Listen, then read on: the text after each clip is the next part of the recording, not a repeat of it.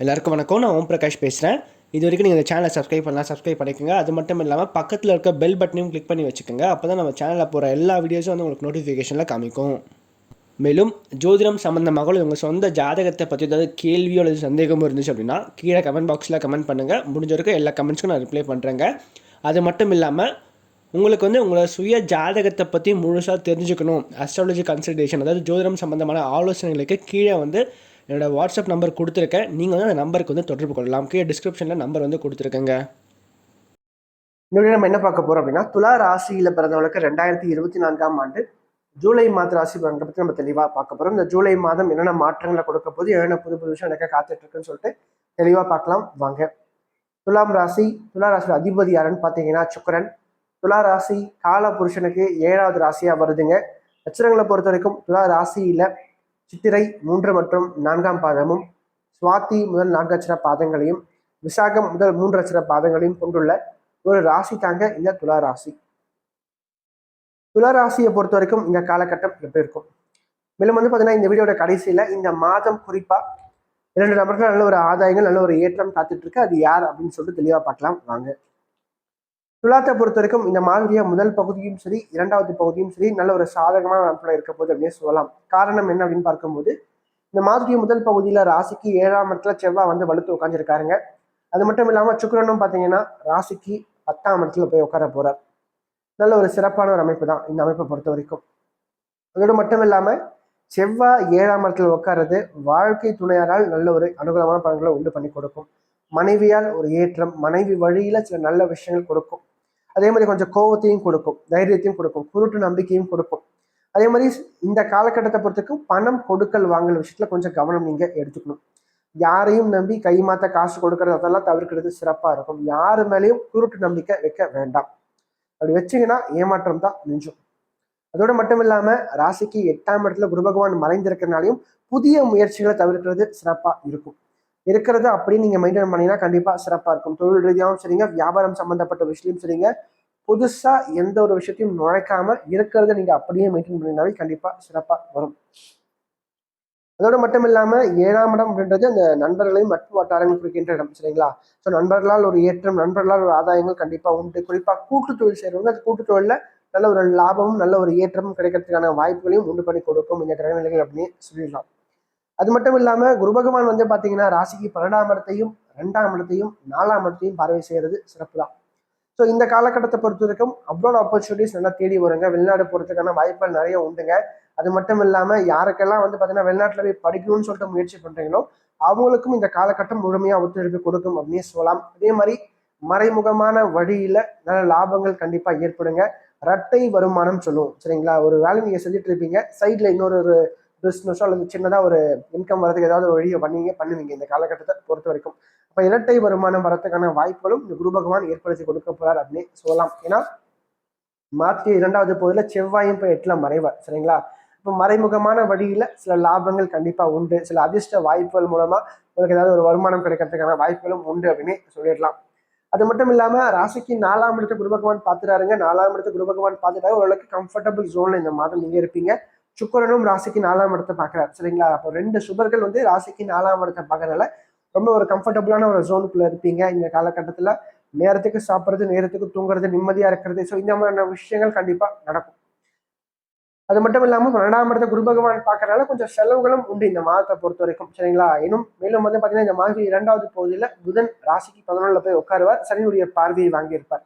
அப்போ வருமானத்தை பொறுத்த வரைக்கும் இந்த மாதம் பார்த்தீங்கன்னா ஓரளவுக்கு ஆவரேஜா நீங்க வந்து ஃபேமிலி லீட் பண்றதுக்கான வாய்ப்புகள் உண்டுங்க. நல்ல ஓரளவுக்கு வெளியே சொல்லக்கூடிய அளவுக்கு நல்ல ஒரு வருமானம் கண்டிப்பா கிடைக்கும். ரொம்ப ஆகாவும் கிடையாதுங்க, ஓரளவுக்கு நல்ல ஒரு ஆவரேஜான ஒரு லைஃப் லீட் பண்ண முடியும். அதே மாதிரி பாத்தீங்கன்னா செலவுகளும் கொஞ்சம் அதிகமா இருக்கும். வருமானம் வரும், இன்னொரு பக்கம் செலவும் காத்துட்டு இருக்கும். ஏன்னா குரு ஒரு சுபகிரகம், சுபகிரகம் 12ஆம் இடத்தை பார்க்கறதுனாலையும் 12ஆம் இடம் சொல்லப்படக்கூடிய புதன் அந்த வீட்டுக்கு 12ல மறையறதுனாலையும் கண்டிப்பா இந்த காலகட்டம் கொஞ்சம் செலவுகளையும் கொடுக்கும் அப்படின்னு சொல்லலாம். அதுக்கடுத்து வந்து பாத்தீங்கன்னா ராசிக்கு 10ஆம் இடத்துல இந்த மாதத்துடைய 2வது பகுதியில சூரியனும் சுக்கிரனும் சேர்ந்திருப்பாங்க. இந்த தொழில் ஸ்தானத்துல சூரியன் இருக்கிறது சிறப்பு. கூட ராசிநாதன் சொல்லப்படுற சுக்கிரனும் சேர்ந்து இருக்கிறது மற்றொரு சிறப்பான ஒரு அமைப்பு. நல்ல ஒரு உத்தியோகம், நல்ல ஒரு வேலை கிடைக்கும். குறிப்பா யாரெல்லாம் வந்து துலா ராசியில பிறந்து வேலைக்காக முயற்சி பண்ணிட்டு இருக்கீங்களோ, முயற்சி பண்ற உங்களுக்கு உங்க முயற்சிக்கு தகுந்த நல்ல ஒரு வேலை கிடைக்கும் சரிங்களா. அப்ப வேலையை பத்தி கவலைப்பட வேண்டிய அவசியம் வேண்டாம். அதோடு மட்டும் இல்லாமல் வேலை இழந்தவங்க அல்லது வந்து இருக்கிற வேலையை விட்டு இன்னொரு வேலைக்கு மாற்றம் செய்யலாம்னு நினைக்கிறவங்க முடிஞ்சிருக்கும் இந்த தவிர்க்கிறது சிறப்பு. அந்த வேலை சேஞ்சஸை மட்டும் இப்போதைக்கு தவிர்க்கிறது சிறப்பு. இந்த மாதிரி 2வது பகுதிக்கு பிறகு நீங்கள் செய்யறது ஓரளவுக்கு நல்லா வரும். அதோடு மட்டும் இல்லாமல் ராசிக்கு 5ஆம் இடத்துல சனியும் பார்த்தீங்கன்னா வக்ரமாக இருக்கார். அப்போ உழைப்புக்கு தகுந்த அந்த ஊதியம்ன்றது கொஞ்சம் கிடைக்கிறது கஷ்டம்தான். ஏன்னா 5ஆம் அதிபதி அதிர்ஷ்ட சனாதிபதி, சரிங்களா? அவர் வந்து கொஞ்சம் பலமிழந்த இருக்கிறனால அதிர்ஷ்ட வாய்ப்புகள் கொஞ்சம் கை நழுவி போகும். இந்த மாதம் கொஞ்சம் நீங்கள் கஷ்டப்பட்டு உழைச்சிங்கன்னா உழைக்கிறத விட ஓரளவுக்கு நல்ல ஒரு வருமானம் கிடைக்கும். ஆனால் ரொம்ப அதிகமாக நீங்கள் எதிர்பார்க்க முடியாது அப்படின்னு சொல்லிடலாம். ஓரளவுக்கு நான் எப்படி சொன்ன மாதிரி ஆவரேஜாக நீங்கள் ஃபேமிலி லைஃப்பை லீட் பண்ணுறதுக்கான வருமானம், ஒரு இன்கம் கண்டிப்பாக கிடைக்கும். அதோடு மட்டும் இல்லாமல் சொந்தமாக ஒரு வீடு வாங்குறது, ஒரு நிலம் வாங்குறது, கடன் வாங்கி அதனால் ஒரு ஏற்றம் பார்க்கறது, கடன் வாங்கி ஒரு பிஸ்னஸ் ஸ்டார்ட் பண்ணி முடிக்கிறது, இதெல்லாம் ஓரளவுக்கு நல்லாவே வரும், சரிங்களா? ஸோ இந்த காலகட்டத்தை பொறுத்த வரைக்கும் ப்ராஃபிட்டை பார்த்தீங்கன்னா ஓரளவுக்கு நல்ல ஒரு ஆவரேஜான ஒரு ப்ராஃபிட் கண்டிப்பாக கிடைக்கும் அப்படின்னு சொல்லலாம். அதே மாதிரி குடும்ப வாழ்க்கையை பார்த்தீங்கன்னா திருமண வாழ்க்கை நல்லா இருக்கும். குறிப்பாக ராசிக்கு 2ஆம் இடமான குடும்பஸ்தானத்தை இந்த குரு பகவான் பார்வை செய்யறதுனால திருமண வயதில் இருக்கிற துலா ராசிக்காரர்களுக்கு இந்த காலகட்டம் திருமணத்துக்கு முழுமையாக ஒத்துழைக்குங்க. மேரேஜ் பண்ணுறதுக்கு நல்ல ஒரு உகந்த ஒரு டைம் தான் இந்த டைம். ஸோ நல்லபடியாக பயன்படுத்திங்க அப்படின்னு சொல்லணும். ஏன்னா 12ஆம் இடம் இது விரயஸ்தானம், சரிங்களா? ஒரு நல்ல ஒரு சுப விரயம் காத்துட்டு இருக்கு. அந்த சுப விரயத்தை இந்த மாதிரி விஷயத்துக்கு நீங்கள் பயன்படுத்திக்கிறது உங்கள் கையில் தான் இருக்கு அப்படின்னு சொல்லலாம். அதற்கடுத்து வந்து பார்த்தீங்கன்னா செவ்வாய் வந்து பார்த்தீங்கன்னா ராசிக்கு 2ஆம் இடத்தை பார்க்கும்போது நல்ல ஒரு பேச்சு சாதுரியம் கிடைக்கும். பேசிய வந்து எல்லா காரியத்தையும் சாதிச்சுப்பீங்க. அதே மாதிரி குடும்பத்திலையும் பார்த்தீங்கன்னா என்ன பிரச்சனை வந்தாலும் உங்கள் பேச்சின் மூலமே அந்த பிரச்சனையை சமாளித்து ஈஸியாக நீங்கள் டேக்கிள் பண்ணி வெளியே வந்துடுவீங்க. அது மட்டும் இல்லாமல் கொடுத்த வாக்கை காப்பாற்றுவீங்க. இந்த காலகட்டத்தை பொறுத்த வரைக்கும் அந்த பேச்சையே தொழிலாக கொண்டு செய்கிறவங்க, டீச்சிங் ஃபீல்டில் இருக்கிறவங்க, பிஸ்னஸ் பண்ணிட்டு இருக்கிறவங்க, அல்லது பேங்க் செக்டரில் இருக்கிறவங்க, அக்கௌண்ட் சம்மந்தப்பட்ட ஃபீல்டில் இருக்கிறவங்க, ஐடி ஃபீல்டில் இருக்கிறவங்க, அல்லது மெடிக்கல் ஃபீல்டு, யூனிஃபார்ம் சர்வீஸில் இருக்கிறவங்க, இவங்க எல்லாருக்கும் இந்த காலகட்டம் வந்து பார்த்தீங்கன்னா ஓரளவுக்கு நல்ல ஒரு ஜாப் ஆப்பர்ச்சுனிட்டிஸ் உண்டு பண்ணி கொடுக்கும். செய்கின்ற வேலையில் ஓரளவுக்கு நல்ல ஒரு கம்ஃபர்டபுளான ஜோனுக்குள்ளே வச்சுக்கோ அப்படின்னே சொல்லலாம். ஏன்னா செவ்வாய் வலுவாக இருக்கார், புதனும் பார்த்தீங்கன்னா ஓரளவுக்கு வலுவாக தான் இருக்கார் இந்த மாதத்துடைய முதல் பகுதியில். ஸோ இவங்க எல்லாருக்கும் இந்த காலகட்டம் நல்ல ஒரு கம்ஃபர்டபுளான ஒரு ஜோனுக்குள்ளே வச்சுக்கோ அப்படின்னு சொல்லலாம். அதற்கடுத்து வந்து பார்த்தீங்கன்னா திருமணம் ஆகி அந்த குழந்தை பாக்கியம் சம்மந்தப்பட்ட விஷயத்துக்காக முயற்சி பண்ணிட்டு இருக்கிறவங்களுக்கு அந்த குழந்தை பாக்கியத்தில் ஒரு ட்ரீட்மெண்ட் எடுக்கிறீங்கன்னா அந்த ட்ரீட்மெண்ட் எடுக்கிறது மூலமாக அதன் பிறகு ஒரு நல்ல ஒரு ஏற்றம், நல்ல ஒரு முன்னேற்றம் கண்டிப்பாக காத்துட்டு இருக்கு. ட்ரீட்மெண்ட் சக்ஸஸ் ஆகிறதுக்கான வாய்ப்புகள் கண்டிப்பாக இருக்கு அப்படின்னு சொல்லலாம். ஏன்னா சனி கொஞ்சம் பலம் குறையிறது சிறப்பு தான். அதற்கடுத்து இந்த மாதம் குறிப்பாக 2 நபர்ல நல்ல ஒரு ஆதாயங்கள் காத்துட்டு இருக்கு. அது யார் அப்படின்னு பார்க்கும்போது முதல்ல வந்து உங்க லைஃப் பார்ட்னர், சரிங்களா? வாழ்க்கை துணையால் ஒரு நல்ல விஷயங்கள் காத்துட்டு இருக்கு. அவங்களால ஒரு சில அனுகூலமான பலன்கள் காத்துட்டு இருக்கு.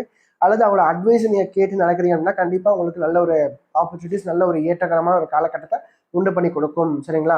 ஸோ அவங்களோட அட்வைஸ் நீங்க கேட்டு நடத்தீங்க அல்லது விட்டு கொடுத்து போயிட்டு அப்படின்னாவே இந்த வாழ்க்கை சிறப்பா இருக்கும் இந்த காலகட்டத்தை பொறுத்த வரைக்கும். 2வது வந்து பாத்தீங்கன்னா சுக்கிரன் ரொம்ப வலுவா இருக்கார். இந்த மாதத்தை பொறுத்த வரைக்கும் சூரியன் சுக்கிரன் சேர்க்கை கொஞ்சம் நல்ல வலுவான அமைப்பு தாங்க. கண்டிப்பா உங்க மேல நீங்க நம்பிக்கை வச்சு ஒரு விஷயத்தை நீங்க செய்யும் போது கண்டிப்பா அந்த விஷயம் சரியாவே வருங்க. நல்ல ஒரு ஏற்றத்தை கண்டிப்பா கொடுக்கும், நல்ல ஒரு அனுகூலமான பலன்களை கொடுக்கும். அப்போ வாழ்க்கை துணையார் மேல நம்பிக்கை வைங்க, உங்க மேல நீங்க நம்பிக்கை வைங்க. கண்டிப்பா எதையுமே உங்களால சாதிக்க முடியும் அப்படின்னு சொல்லலாம். மேலும் வந்து பாத்தீங்கன்னா இந்த காலகட்டத்தை பொறுத்த வரைக்கும் கொஞ்சம் வந்து அந்த பூர்வீகம் சம்பந்தப்பட்ட பிரச்சனைகள் கொஞ்சம் இருக்கு அப்படின்னு சொல்லலாம். பூர்வீகத்துல கொஞ்சம் விட்டு கொடுத்து போங்க, அனுசரிச்சு போங்க. சொத்து பிரச்சனை ஏதாவது இருக்குன்னா அந்த சொத்து பிரச்சனை கொஞ்சம் தள்ளி போறது சிறப்பா இருக்கும். அதே மாதிரி பாத்தீங்கன்னா இந்த ராசிக்கு 8ஆம் இடத்துல இந்த குரு பகவான் மறைந்திருக்கிறதுனால கொஞ்சம் ஹெல்த் பாயிண்ட் ஆஃப் வியூ பார்க்கும்போது கொஞ்சம் ஆரோக்கியத்திலும் கொஞ்சம் அக்கறை எடுக்கணும். ஏன்னா 6ஆம் அதிபதி 8ல மறையும் போது உள்ள செவ்வாயும் சேர்ந்திருக்காரு.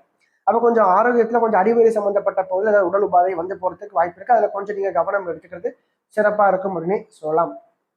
அடுத்து சந்திராஷ்டம நாட்டில் பொறுத்த வரைக்கும் ஜூலை மாதம் 2ஆம் தேதி காலை 11:15 மணி முதல் ஜூலை மாதம் 4ஆம் தேதி மாலை 4:30 வரைக்கும் சந்திராஷ்டமம் இருக்குங்க. இந்த காலகட்டங்களில் சந்திரன் வந்து ஒரு ராசிக்கு 8ஆம் இடத்துல போய் மறையும் போது கொஞ்சம் மனக்குழப்பங்கள் கூடுதலா இருக்கும். ஏற்கனவே 8ஆம் இடத்துல செவ்வாய் குரு சேர்க்கை இருக்கு, கூட சந்திரனும் போய் சேரும்போது என்ன ஆகும்னா இந்த நாட்கள்ல தொழில் ரீதியா அல்லது வேலை நிமித்தமா ஒரு முக்கியமான முடிவு எடுக்கிற மாதிரி இருக்கீங்கன்னா கொஞ்சம் தவிர்க்கிறது சிறப்பா இருக்கும். அப்படி வேற வழியே எல்லாம் எடுத்தே ஆகணும்ன்ற பட்சத்துல இந்த காலகட்டங்கள்ல கொஞ்சம் முருகல் வழிபாடு செஞ்சுட்டு அதன் பிறகு நீங்க ஒரு விஷயத்த செய்யும் போது ஓரளவுக்கு நல்லா வருங்க.